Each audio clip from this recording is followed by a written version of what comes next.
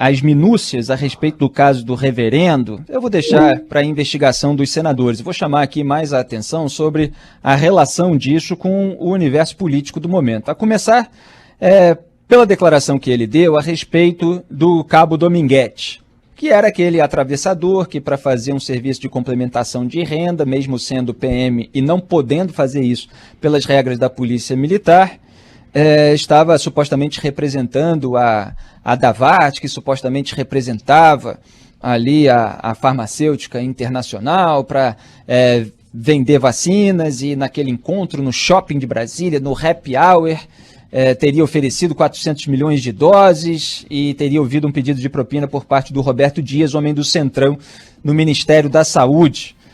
Então, o reverendo, esse Hamilton Gomes de Paula, estava dizendo que quando o Dominguete falava ali que tinha falado com Jair Bolsonaro, com a primeira-dama, era a bravata dele, isso não quer dizer que ele tivesse falado, etc.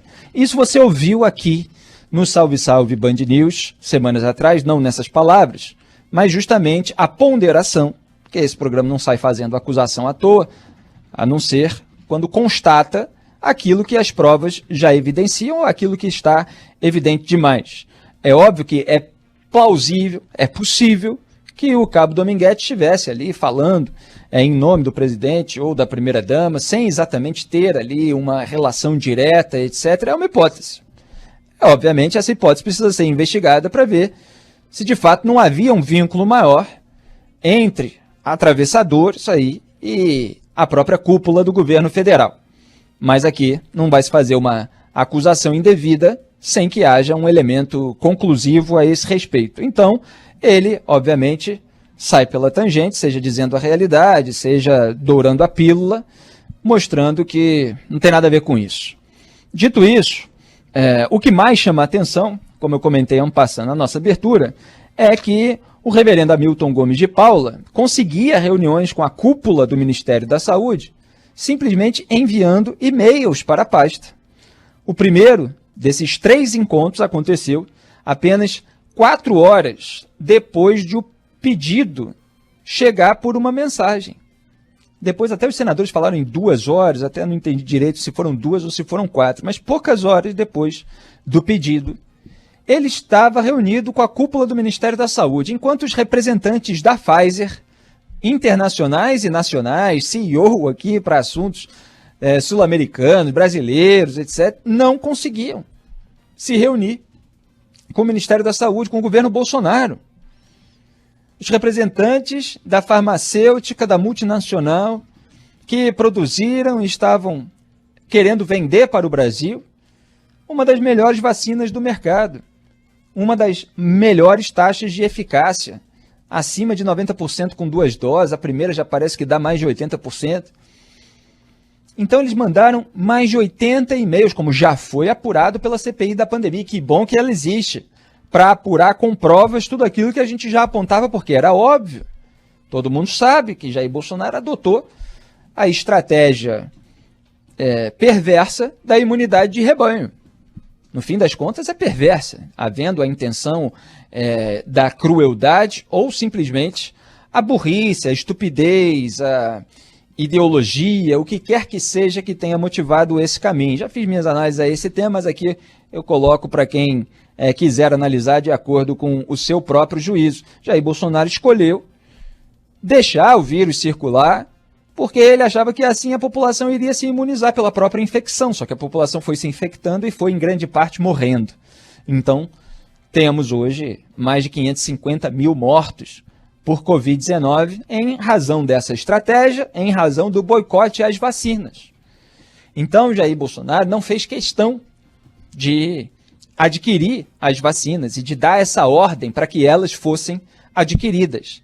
Pfizer fez proposta em agosto de 2020, Instituto Butantan fez em outubro, uma foi de 70 milhões, outra de 100 milhões, para serem entregues a partir de dezembro de 2020, quando a vacinação podia começar, aliás, com pioneirismo no Brasil. E nada. Foram 330 dias para fechar acordo com a Pfizer, depois que Jair Bolsonaro sentiu que a sua popularidade estava derretendo, porque havia a pressão nacional e internacional, não só por parte de agentes, de autoridades, etc., mas pela própria imagem, pela própria repercussão. Olha, o resto do mundo está se vacinando, as taxas estão caindo, onde há imunização em massa, e aqui no Brasil só se aumenta o número de mortes. A gente chegou a ter mais de 4 mil mortes por Covid-19 num dia. Aí que se cedeu à realidade. Aliás, muito antes de existir esse programa, eu tinha escrito um artigo, Reforma Psicológica, já 9 meses antes da pandemia, cuja frase final era que ceder à realidade ainda é a mais urgente de todas as reformas. E Jair Bolsonaro não cedeu à realidade quando a pandemia chegou, e isso teve um efeito nocivo sobre a saúde pública no Brasil, sabotada por esse governo. Então esse reverendo Hamilton Gomes de Paula conseguiu aquilo que os representantes das melhores farmacêuticas, que o representante do próprio Instituto Butantan acabou não conseguindo, até porque nesse caso do Butantan era achincalhado, porque era a vacina chinesa do João Dória, aquela avacalhação total bem típica do bolsonarismo, por pavor de um potencial rival político eleitoral, se sabota uma iniciativa que, obviamente, serve para conter a disseminação de uma doença que atinge a população brasileira. Então, esse é um ponto bastante concreto que foi devidamente apontado pelos senadores, e vocês viram aí um trechinho do vídeo em que o vice-presidente da comissão, Randolfo Rodrigues, faz esse contraste. Não foi o único, vários acabaram fazendo. Agora, esse choro, ele veio também muito com base no discurso de que não devia ter me metido com essas pessoas e tal, um choro que, pelo menos pelo que eu li agora há pouco, me parece aquele choro que não assume a completa responsabilidade sobre o serviço que está fazendo e que não era para figuras como ele estarem fazendo. Esse serviço de atravessador, de intermediário, tudo isso que aparentemente chama a atenção da turma do Ministério da Saúde, que parece que prefere intermediário do que a própria farmacêutica. Eu acho que todo esse tipo de iniciativa da qual participou o Hamilton Gomes de Paula exigia um meia-culpa ainda maior, né? Senão fica aquele falso meia-culpa típico do petismo, por exemplo, como eu citei aqui outro dia. Não é que o PT tem gente suja que acabou presa, não, é porque o erro do PT foi se misturar com o MDB. Aí é a mesma coisa do bolsonarismo. Não, mas o erro, no máximo, foi ter se misturado com o Centrão e tal. Como se eles fossem os limpinhos dentro daquele circo, né? Como se fossem, na linguagem chula aqui, muito usada no Rio de Janeiro, as últimas virgens do bordel. Aí não dá, né? É preciso assumir a responsabilidade pelo comportamento, no mínimo, imoral. Aliás, teve um senador que acabou desconstruindo ali também a maneira como atuava o reverendo Hamilton Gomes de Paula, com uma documentação que colocava ali as logos da própria ONU, por exemplo. E aí ele foi desconstruindo, mostrando que o que legitimava supostamente o uso da logo de uma entidade internacional, como acontecia com outras aparentemente, era um cadastro internacional. Então o sujeito vai lá, preenche um cadastro, aí ele finge que ele participa da entidade, aí ele coloca aquilo na documentação para se apresentar ao governo, tanto o governo federal quanto o governo estadual, municipal, etc. Aqui no Brasil são milhares e milhares de municípios. Então, o gestor, ele pode ser enganado, ser ludibriado, olhando aquilo de uma maneira rápida, no momento urgente, crise sanitária, etc. Era o que o senador estava colocando, tá? Essas pessoas precisam ter responsabilidade de checar a documentação, é claro, não estou aliviando a barra de ninguém. Mas ele simplesmente colocava lá, porque preencheu um cadastro. Então, assim, é o típico comportamento de malandro. É isso que a gente tem visto, tanto nas histórias lá do Cabo Dominguete, quanto nas histórias desse reverendo Hamilton Gomes de Paula. É uma turma que está querendo conseguir, eventualmente, uma carta de intenção por parte do governo, para aí sim tentar abrir uma porta naquele laboratório que diz estar representando, para então conseguir uma remessa de vacinas e lucrar com a comissão. É tudo meio ao contrário, nada oficial. E a gente já viu aí em outros episódios na CPI da pandemia, a própria farmacêutica, aí é no caso da Covaxin, né?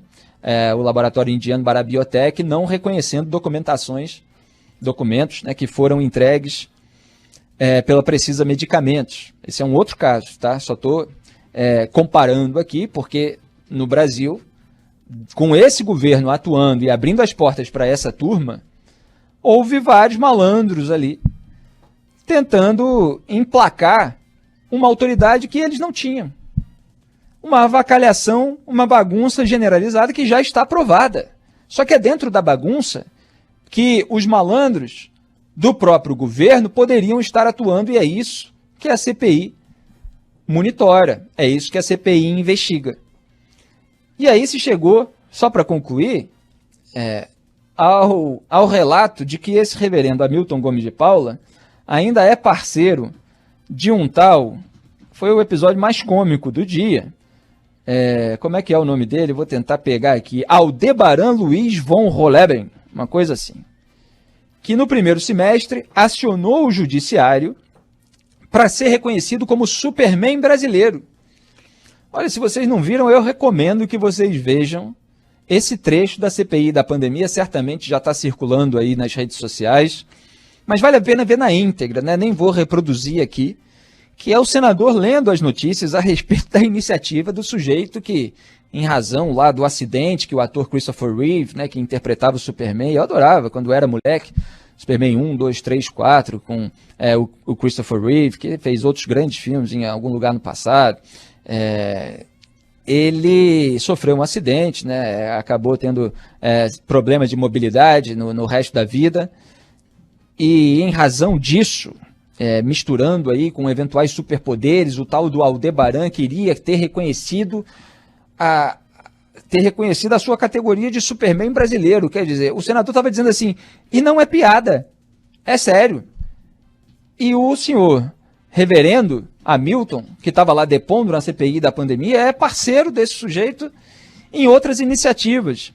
Quer dizer, é uma gente desse naipe que anda com maluco, né? Mistura de malandro com maluco. E esse era o tipo de gente que estava negociando vacina para o povo brasileiro numa crise sanitária que acabou matando 550 mil pessoas. Então, é um vexame completo. E claro que a CPI precisa entrar aí em todas as minúcias para averiguar as responsabilidades e ver exatamente quais eram os caminhos de um faturamento que poderia ter existido ou que existiu, mas que certamente, por tudo que já foi investigado, era, como posso dizer, um chamariz para aqueles que estavam atuando nesses processos burocráticos de uma maneira tão avacalhada.